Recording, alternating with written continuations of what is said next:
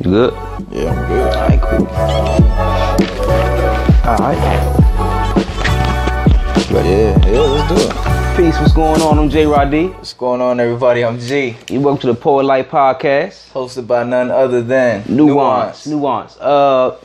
Big things going on right now, right? We're beginning something new, a brand new endeavor. You may have seen us at open mics, you may have seen us at certain shows, but now we're gonna go into a whole new avenue, the podcast realm.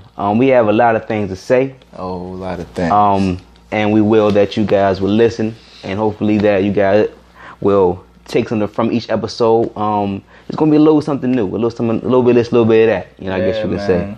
So what we had an idea of doing is just bringing our chemistry to your home. You know, you ain't gotta come out with us to no what is it, poetry lounge or nothing like that. We coming straight to you, and how else better to do it than, you know, kick back on the couch with none other than your brothers here. You know, we got the cool socks on, you know, jogging pants, and we just chilling fresh out work. So you gonna hear some poetry. You know, we got anything from topics from music to sports to just everyday life situations, and we just two brothers that enjoy the art. And we allow our art to just touch everything in our lives, alright? So we hope y'all dig it, man. It's gonna be super, super fun, man. So how you wanna kick this thing off? Matter yet, let's do it like this. Okay. J. Rod D, sir. How are you today? I'm doing pretty good. Doing pretty good? Yes, sir. Yes, Good sir. to see you. Good to see you. All Look right, well all right. hydrated and everything. Yes, you sir. know? Yes, sir. All right. What does poet life mean to you? The poet life. What does the poet life mean? Poet life to me, I just take both words. Both words. Poetry is my everyday, you know. I think about it all the time, think about something I can say all the time. How I can take what I see and put it into words. I think it's a part of me. I think poet life is just living and expressing what you stand for. And I choose to do that through the realm of poetry. So poet life to me would be just an extension of, who I am. Extension. Yes, sir. Yes, sir. How about yourself?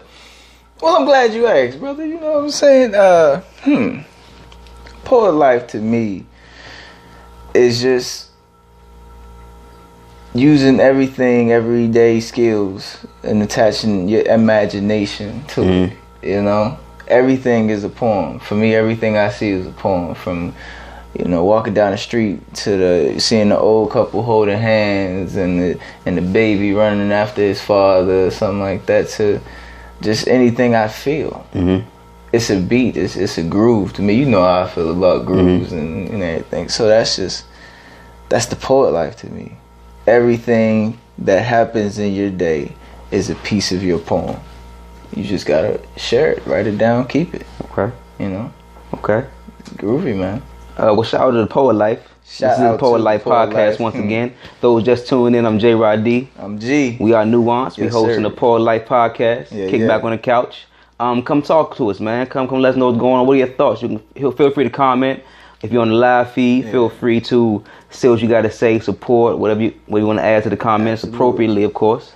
Every day, or not every day, every show, before the show, we will post a question on our respective social medias.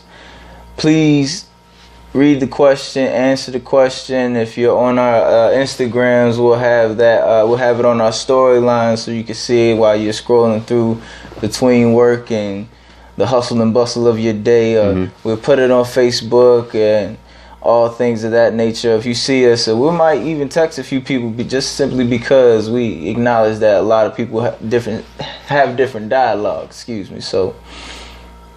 Yeah, man. What was are we getting into the question? We'll say. Let's come to that real quick. Okay. But for those who may not know us, tell us about your journey in poetry. Oh man, my journey in poetry started when I was 9 years old. I heard a cat named by the name of Bashir Jones. He's a councilman now in Cleveland. If you're watching this, Bashir, shout out to you, man. Congrats. He wrote a poem called "I'm Just a Kid." And that poem to this day kind of was like part of my foundation. and I never, taken poetry seriously. You never really seen kids writing or, wanting to write at least, And the fact that it was at a talent show. He went to the junior high with my sister. Okay.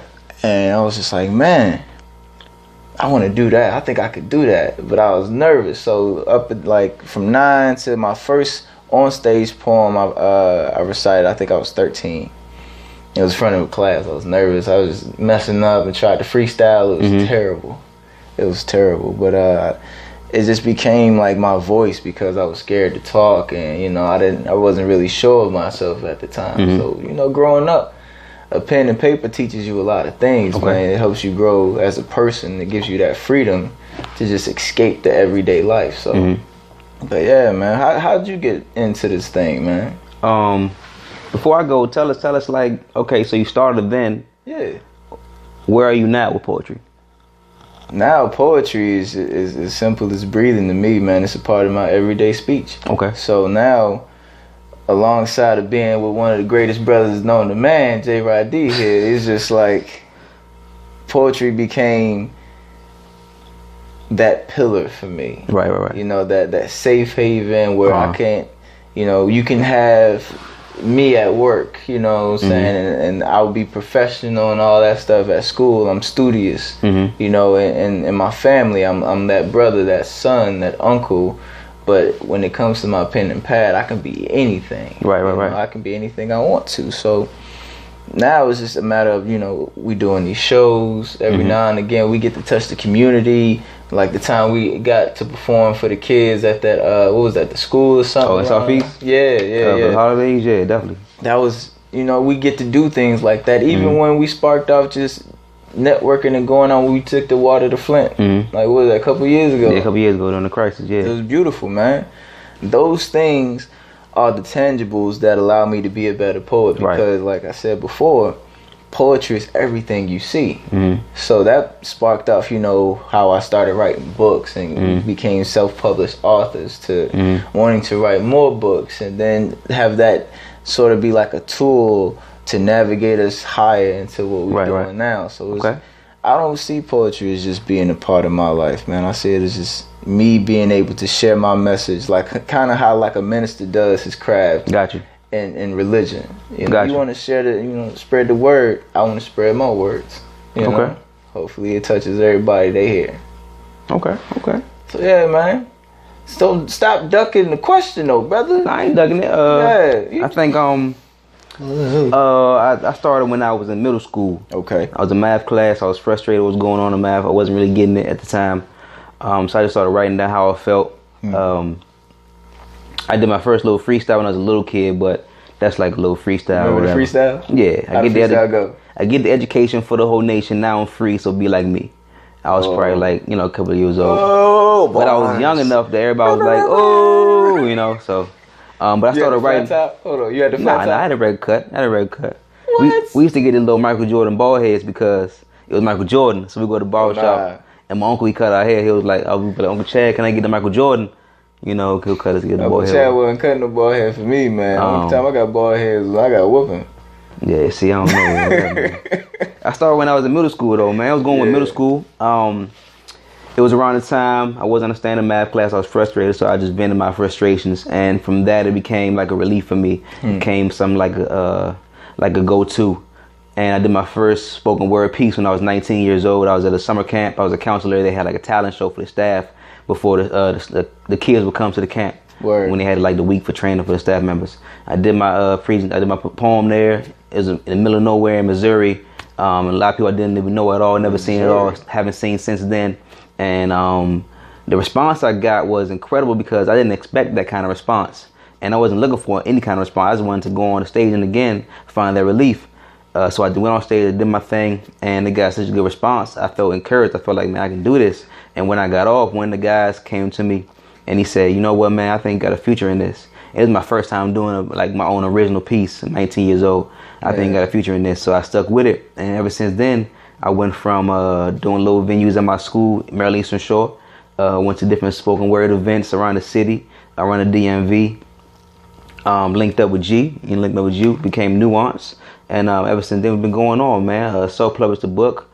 Just finished my second one. Yeah. Summertime is coming out soon, so be on the lookout for that, everybody, in YouTube Lord. and Facebook, Instagram land. And I think that's how I plan on doing it, man. For the most part, my goal for poetry and how I want my career to go, I want to be able to make more than I'm making now working a full-time job off of poetry. I want that to be like my primary means of income, and I want it to be like a good means of income to the point where I can do other things as well and make more money. You know what I'm saying? Like have different streams of income, but poetry be chief. You know what I'm saying? So that's kind of like how I would like to go. I dig that, man. Make your passion your paycheck type thing. Yeah, definitely, I feel man. that. So I never asked you this. Let's Okay. put a wrinkle in real quick. Okay. When you hit the stage, right? Mm-hmm. What feeling takes over your body? How does that feel to just, look out into the crowd and see like all eyes on you waiting to hear what you got to say? For the most part, man, honestly, nowadays it's okay. So it started off as like a nervous feeling. Of course, you get the jitters, you get nervous because people out there and you don't know how it's gonna go. Now it's to the point where I know what I'm saying. I know how I'm gonna say it. I know the effort I'm putting into what I'm saying. So now it's just like a tight feeling, like my core, everything is tight. It's like I'm ready to go. It's like I'm